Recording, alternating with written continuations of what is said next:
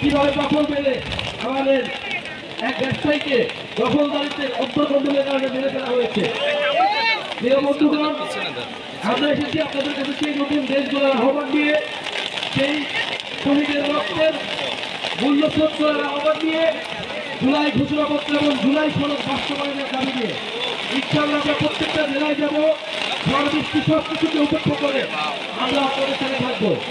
আরেকটা কথা বলতে চাই যে আপনারা জানেন যে ফেনীতে বন্যা হচ্ছে, বিশ্বা উপজেলা বন্যায় নিমজ্জিত হয়ে গিয়েছে। গত বছর এই সময় বন্যা হয়েছিল এবং আমাদের ছাত্র তরুণ সবাই কিন্তু সেই বন্যায় ভাবিয়ে পড়েছিল।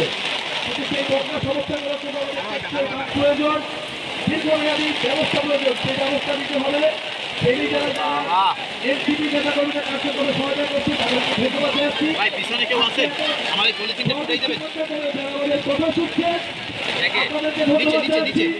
আপনাদের প্রতি কমিটমেন্ট করছি, আমরা রাজপথে আছি, আমরা থাকবো।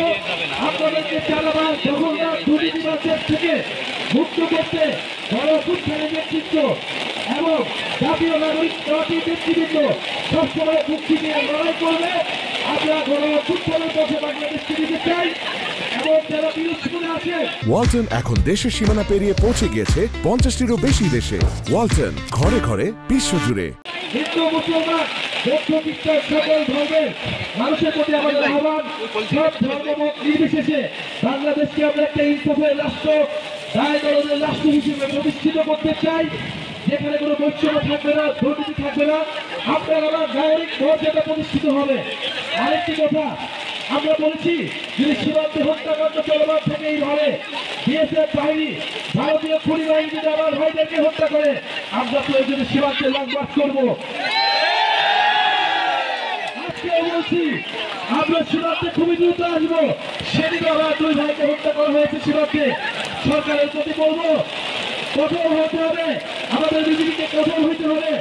সীমান্তে জনগণ প্রস্তুত আছে, যদি আমার সীমান্ত আমার মানুষকে রক্ষা করার জন্য সীমান্তে গিয়ে আমাদের প্রতিরোধ তৈরি করতে হয়, আমরা সেটার জন্য প্রস্তুত আছি।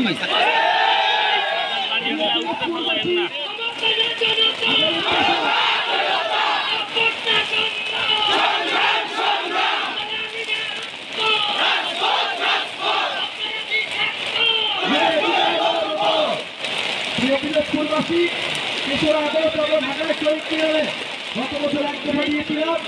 এই বছর আমরা মানুষের যে সমস্যাগুলো আমরা শুনতেছি বিভিন্ন এলাকায় গিয়ে, আপনাদের এলাকায় যে শিক্ষা ব্যবস্থার সমস্যা, স্বাস্থ্যের সমস্যা, নদী ভাঙন এবং জলবায়ুর সমস্যা, কৃষি সমস্যা, এই সকল সমস্যা নিয়ে আমরা একটি করছি।